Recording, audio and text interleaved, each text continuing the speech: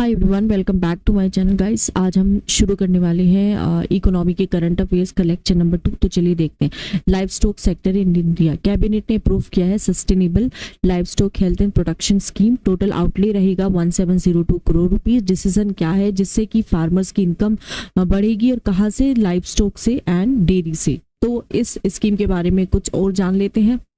देखिए, scheme is comprised of following: animal health management and veterinary education, dairy production and technology development, animal genetic resource management, production and improvement, animal nutrition and small ruminant production and development.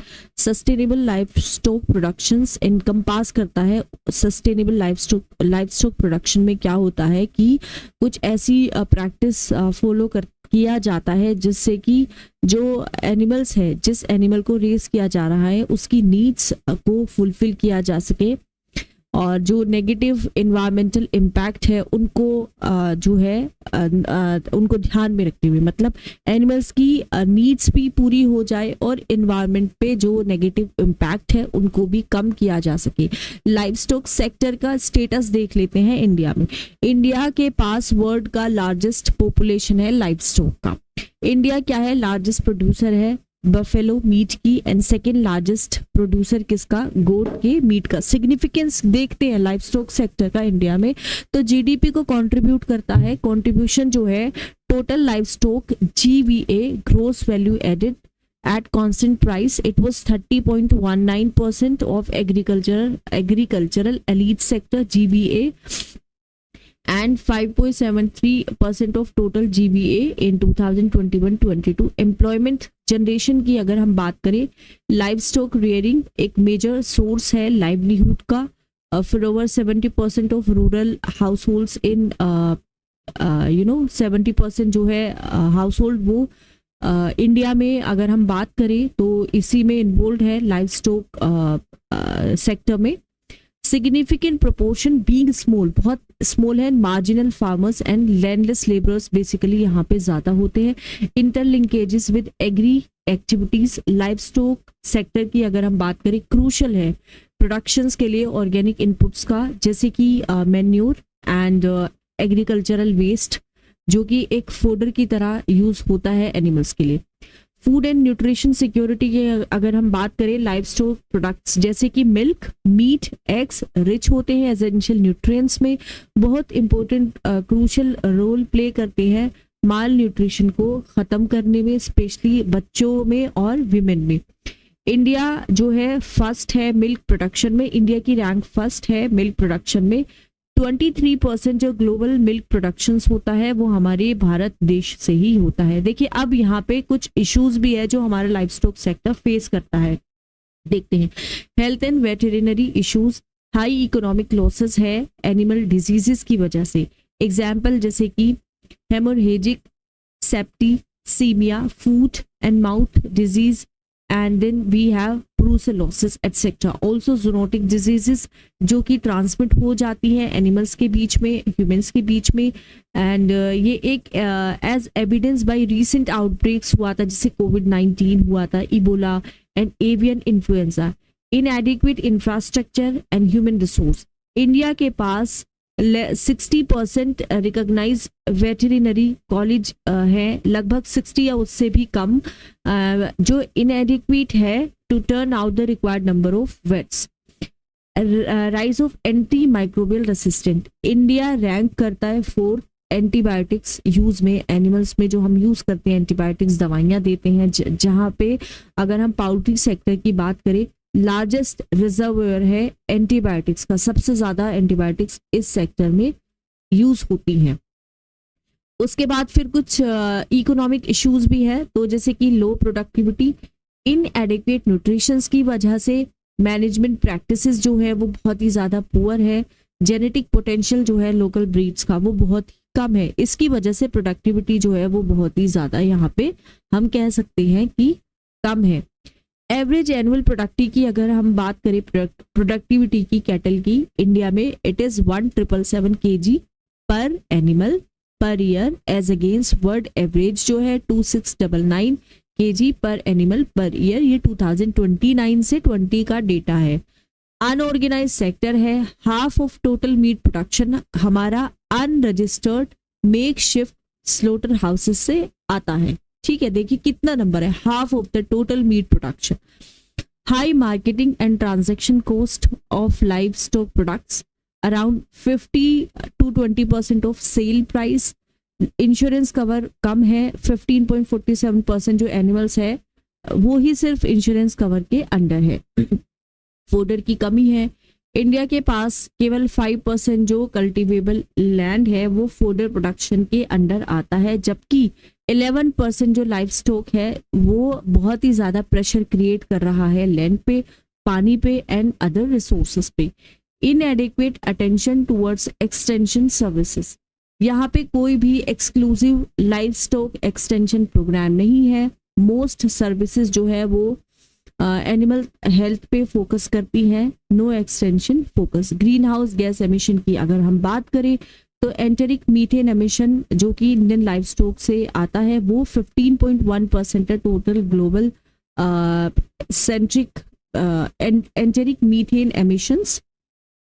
Initiative लिए गए हैं, ऐसा नहीं है initiative नहीं लिए, government ने initiative लिए हैं ताकि लाइव स्टॉक सेक्टर को और भी ज्यादा बेहतर किया जा सके। जैसे कि राष्ट्रीय गोकुल मिशन है जो फोकस करता है कंजर्वेशन पे, डेवलपमेंट पे, इंडिजिनस ब्रीड्स पे, कैसे सेलेक्टिव ब्रीडिंग करके और उनका जेनेटिक अपग्रेडेशंस करके, मतलब जो हमारे देश की ही ब्रीड है, लोकल ब्रीड्स है, उनको उनका जो जेनेटिक अपग्रेडेशंस उनका किया जाता है एंड सेलेक्टिव ब्रीडिंग करके। नेशनल लाइव स्टॉक मिशन, इसका एम क्या है, इंश्योर करता है कि क्वांटिटेटिव एंड क्वालिटेटिव इम्प्रूवमेंट हो लाइव स्टॉक प्रोडक्शन सिस्टम में एंड कैपेसिटी बिल्डिंग हो सारे स्टेक होल्डर्स की। Extension of Kisan credit card to the sector and establishment of animal health infrastructure development fund. Then dairy development program scheme जैसे कि national program for dairy development and dairy entrepreneurship development scheme M करती है modernise करने के लिए dairy sector को, एंटरप्रेन्योरशिप्स को promote करने के लिए। Then we have livestock health and disease control program, includes करता है national animal disease control program for FMD and brucellosis and livestock health and disease control scheme जो कि surveillance and diagnostic sectors को मजबूत करेगी। अब way forward और क्या किया जा सकता है, देखिए national animal disease reporting system, इसको क्या करना है, इसको हमें मजबूत करना है, इंफ्रास्ट्रक्चरल सपोर्ट देके डिजिटलाइजेशन करना है ताकि जो डिजीज आउटब्रेक्स होता है एनिमल्स में उसको हम रियल टाइम रिपोर्ट कर सके।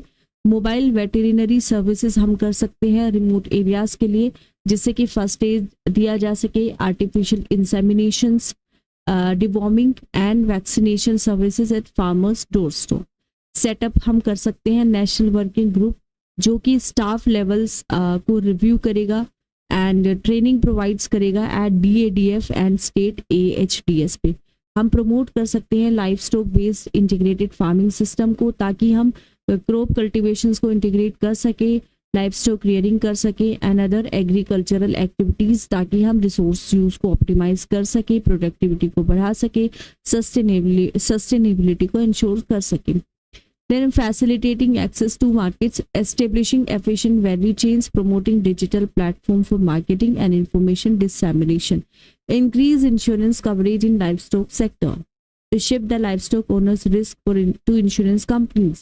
Formulating area-specific policy. Example policy focus in rain-fed areas should be on livestock rearing or livestock-based integrating farming system. उसके बाद आता है हमारा horticulture sector इंडिया में.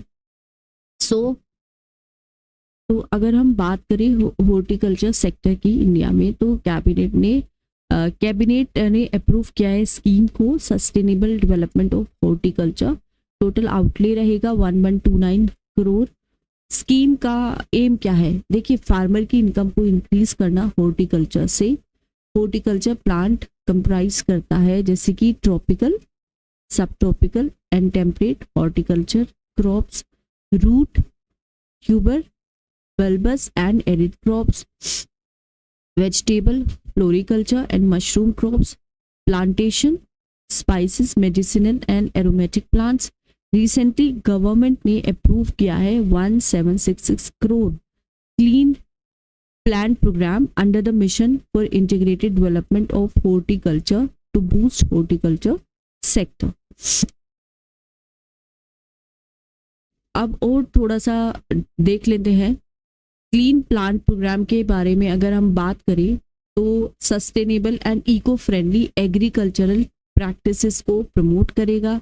जो इम्पोर्टेड प्लांटिंग मटेरियल्स हैं उस पे जो हम डिपेंड होते हैं उसकी डिपेंडेंसी को ख़त्म करेगा. बूस्ट करेगा इंडिया का हॉर्टिकल्चर सेक्टर को while aligning with mission life and other health initiative. Implementing agency की अगर हम बात करें national horticulture board in association with the Indian council of agricultural research. 3 core components है. 9 world class state of the art clean plant centre equipped with advanced diagnostic therapeutics and tissue culture lab certification framework supported by a regulatory framework under the Seeds Act 1966. Support for large scale nurseries for the development of infrastructure. Key benefits क्या है CPP के? Farmers के लिए, nurseries के लिए, consumers के लिए and exports के लिए. यहाँ पे क्या होगा, फार्मर एक्सेस कर पाएंगे virus free high quality planting materials को, जिससे कि उनकी जो क्रॉप की यील्ड है वो बढ़ेगी, इनकम भी बढ़ेगी. नर्सरीज में क्या होगा, streamline certification process and infrastructure support दिया जाएगा ताकि जो क्लीन प्लांटिंग मटेरियल है उसको प्रोपोगेट किया जा सके. कंज्यूमर्स के लिए कैसे फायदा होगा, superior produce free from viruses enhancing the taste, appearance and nutrition value of fruits. Expansion market opportunities and increasing India's share in the international fruit trade. Horticulture sector के बारे में देख लेते हैं. देखिए वास्ट डाइवर्स फील्ड है जो कि एनकम्पास करती है कल्टीवेशंस को, प्रोडक्शंस को, प्रोसेसिंग को, marketing of fruits, vegetables, flowers and ornamental plants. ये सब आ जाता है हमारा हॉर्टिकल्चर सेक्टर में. मेजर टाइप्स ऑफ हॉर्टिकल्चर की अगर हम बात करें जैसे कि pomology, fruit cultivation and includes viticulture, grape cultivation. उसके बाद आता है ओलेरिकल्चर, कल्टीवेशन किसका, वेजिटेबल्स का. उसके बाद आता है फ्लोरिकल्चर, फ्लावर का कल्टीवेशन एंड ऑर्नामेंटल प्लांट का. उसके बाद आता है arboriculture, cultivation of trees and shrubs. Status क्या है हॉर्टिकल्चर सेक्टर्स की हमारे भारत देश में? प्रोडक्शंस की अगर हम बात करें 355.48 मिलियन टन्स का प्रोडक्शंस आता है इस सेक्टर से. 13.1% of the gross crop area. Fruits and vegetables account करते हैं almost 90% of India's total horticulture production. सबसे ज्यादा फ्रूट्स एंड वेजिटेबल्स यहाँ पे उगाए जाते हैं. Contribution to agriculture gross value added 33% है. ग्लोबल स्टेटस की अगर हम बात करें सेकेंड रैंक है फ्रूट्स में, वेजिटेबल प्रोडक्शंस में इन वर्ल्ड में चाइना के बाद. According to FAO 2022 India largest producer है अनियंस का, जिंजर का एंड ओकरा का among vegetables and rank second in production of potatoes, cauliflowers, brinjal, cabbages etcetera. Fruits की अगर हम बात करें तो कंट्री में सबसे ज्यादा प्रोडक्शंस होता है बनाना का, मैंगोज का एंड पपाया का. एक्सपोर्ट भी हमारा होता है 14th जो है रैंक है हमारी इंडिया की वेजिटेबल्स को एक्सपोर्ट करने में एंड 23rd जो है फ्रूट्स के एक्सपोर्ट में. सिग्निफिकेंस है बहुत सारे हॉर्टिकल्चर सेक्टर्स के इंडिया के लिए. Sunrise sector, food and nutritional security potential in India. Potential है डबल कर सकता है फार्मर्स की इनकम को, एम्प्लॉयमेंट को जनरेट किया जा सकता है, फॉरेन करेंसी अर्निंग हमारी एनहांस हो सकती है, रूरल डेवलपमेंट इससे हो सकता है. फूड एंड न्यूट्रिशनल सिक्योरिटी की अगर हम बात करें, fruits and vegetables major sources होते हैं विटामिन्स की, मिनरल्स की एंड इन इंडियन डाइट्स में.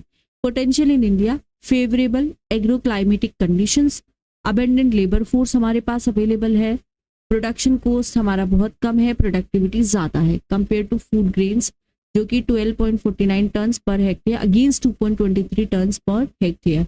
बहुत सारे इनिशिएटिव्स भी लिए गए हैं इस सेक्टर्स के लिए. तो जैसे कि mission for integrated development of horticulture 2014 में आया था सेंट्रली स्पॉन्सर्ड स्कीम रही थी, तो होलिस्टिक ग्रोथ के लिए थी हॉर्टिकल्चर सेक्टर की।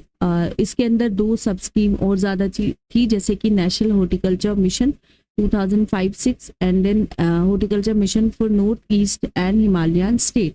सो यहाँ पे होलिस्टिक डेवलपमेंट जो है एम था एग्रीकल्चर सेक्टर का, इंश्योर करके कि फॉरवर्ड एंड बैकवर्ड लिंकेज हो, एक क्लस्टर अप्रोच को प्रैक्टिस करके under horticulture cluster development program, horticulture mission for north east and Himalayan state. Agriculture ministry ने अनाउंस किया था 18,000 crore for 100 export oriented horticulture clusters, coordinated program on horticulture assessment and management using geo informatics to develop and firm up scientific methodology for estimation of area and production under horticulture crop.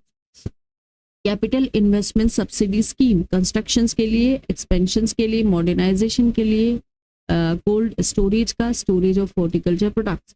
Commercial cultivations की अगर हम बात करें 22-23 में 347 varieties hybrids of 44 crops were release and 99 varieties of horticulture crops were notified for commercial cultivations. Challenges भी है भाई, अगर हम चैलेंजेस की बात करें तो चैलेंजेस देख लेते हैं क्या होते हैं। लो एक्सपोर्ट शेयर, इंडिया का जो शेयर होता है ग्लोबल हॉर्टिकल्चर मार्केट में वो 1% है। इंडिया एक्सपोर्ट फेस करता है, India export face food safety and standard related issue, क्योंकि यहाँ पे नॉन टेरिफ ट्रेड बैरियर्स है, जैसे कि सैनिटरी एंड फाइटोसैनिटरी मेजर्स होते हैं। एग्जाम्पल जैसे पेस्टिसाइड रेसिड्यू की वजह से क्या होता है, रिजेक्शंस हुआ है हमारे एक्सपोर्ट्स का बहुत सारी मार्केट्स में, जैसे European union. Infrastructure deficit, poor logistics है, इक्विटेबल कोल्ड स्टोरेज की कमी है, वेयर हाउसिंग फैसिलिटीज भी नहीं है, कंट्रीब्यूट्स करता है डिलेज में एंड वेस्टेजेस में, as horticulture crops are highly perishable. Cold storage distribution among the states is inequitable. Around 59% जो स्टोरेज कैपेसिटी है हमारी, that is 21 MMT present in 4 states, Uttar Pradesh, west Bengal, Gujarat and Punjab. Small operational land holdings की अगर हम बात करें, limit करते हैं कि कितना जो अमाउंट है लैंड का वो अवेलेबल है कल्टिवेशंस के लिए, क्रॉप रोटेशंस के लिए एंड सस्टेनेबल सॉइल मैनेजमेंट के लिए, जिससे कि जो यील्ड है वो रिड्यूस हो चुका है एंड सॉइल फर्टिलिटी जो है वो कम हो चुकी है। बहुत सारे दूसरे भी चैलेंजेस है, हमारे पास वैल्यू एडिशन की कमी है, इरिगेशंस की कमी है, पेस्ट एंड डिजीजेस एक बहुत बड़ी प्रॉब्लम है, लिमिटेड आउटरीच है of farm insurance and farm mechanisation, lack of access to institutional credit specially to small and marginal farmers, climate change induced extreme weather events and changes in weather pattern etcetera. क्या क्या improvement हो सकता है उसको जरा देख लेते हैं। Capacity building initiative at the level of the farmer, the processor and the exporter for meeting all mandatory requirements as per international standards such as global good agricultural practices, improving value chain efficiency by expanding cold storage capacity, investing in better roads, railways and transportation infrastructure to reduce post harvest losses। उसके बाद आता है कि हम encourage कर सकते हैं value added horticulture products के डेवलपमेंट को, जैसे कि प्रोसेस फूड, जूसेस, जैम्स, ताकि जो मार्केट डिमांड है वो बढ़ सके और फार्मर की इनकम ज़्यादा हो। एंटरप्रेन्योरशिप्स को एनकरेज कर सकते हैं, इसमें हॉर्टिकल्चर सेक्टर में नए बिजनेसेस आ सकते हैं एंड उसके बाद जॉब अपॉर्चुनिटीज भी क्रिएट होंगी। एग्रीकल्चरल टेक्नोलॉजीज को प्रमोट किया जाना चाहिए, जैसे कि precision agriculture, hydroponics, tissue culture, ताकि प्रोडक्टिविटी बढ़े, एफिशिएंसी बढ़े। Develop and promote climate smart agricultural practices जो कि रेजिलिएंट है to changing weather patterns. Others, promoting integrated pest and disease management, water saving technologies and practices, farm mechanization, expanding access to institutional credit etc। ठीक है, तो यहाँ पे ये इस तरह का जो है अगर हम इसमें सुधार लाएं तो काफ़ी पोटेंशियल्स हैं। अगले लेक्चर में हम पढ़ेंगे नेशनल पेस्ट सर्विलेंस सिस्टम। मेरा आपसे बहुत रिक्वेस्ट है, देखिए कि आप प्लीज़ चैनल को ज़्यादा से ज़्यादा लोगों के साथ शेयर करो, लाइक करो। ठीक है, थैंक यू सो मच।